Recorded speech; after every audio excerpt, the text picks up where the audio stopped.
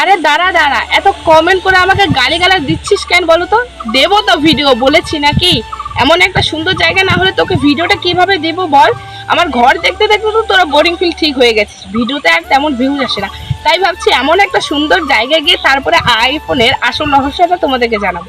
তো अकेले मजे नहीं लेने दूंगा, मुझे भी चाहिए। চলো। হ্যালো এভরিওয়ান, আমি রিনা, নতুন আরেকটি ভিডিওতে আমি চলে এসেছি। আশা করি তোমরা যে যেখান থেকে আমার ব্লগটি দেখছো সবাই অনেক ভালো আছো, সুস্থ আছো। তো চলো আজকে আইফোনের সত্যি ঘটনাটা তোমাদের সাথে শেয়ার করি। দিদি আইফোনটা কত নিয়েছো? দিদি আইফোনের মডেলটা কি? তাড়াতাড়ি বলো, আর ধৈর্য শক্তি পাচ্ছি না আমি।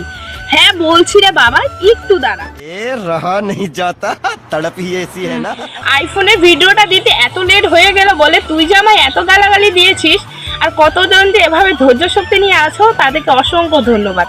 আর যারা এখনো এই ভিডিওটা দেখার পরে আমাকে যে কত গালিগালাজ করবে আমি সেটাও জানি। ভিডিওটা শুরু করি। তোমরা যে আইফোনের ভিডিওটা বা ফটোটা দেখেছো সেটা আসলে আমার আইফোন নয়, সেটা আমি নিইনি। এখনো পর্যন্ত ফেসবুকে আমি প্রথম ইনকামটা করতে পারিনি। আশা করি তোমাদের ভালোবাসা আমি খুব তাড়াতাড়ি সেই ইনকামটা করতে পারবো।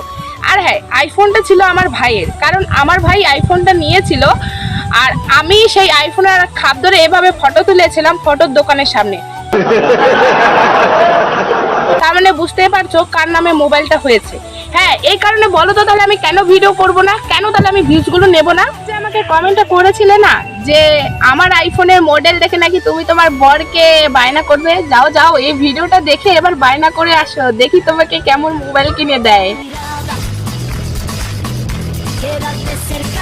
তো চলো, এটাই ছিল আমার আইফোনের আসল রহস্য। আর আইফোনটা ছিল 13 মডেলের আর পড়েছিল এমআই করে 54,000-এর মতন। তো আজকের ভিডিওটা এখানেই শেষ করছি। প্লিজ কেউ আর গালাগালি দিও না, বাস ভিডিওটা করে দিয়েছি।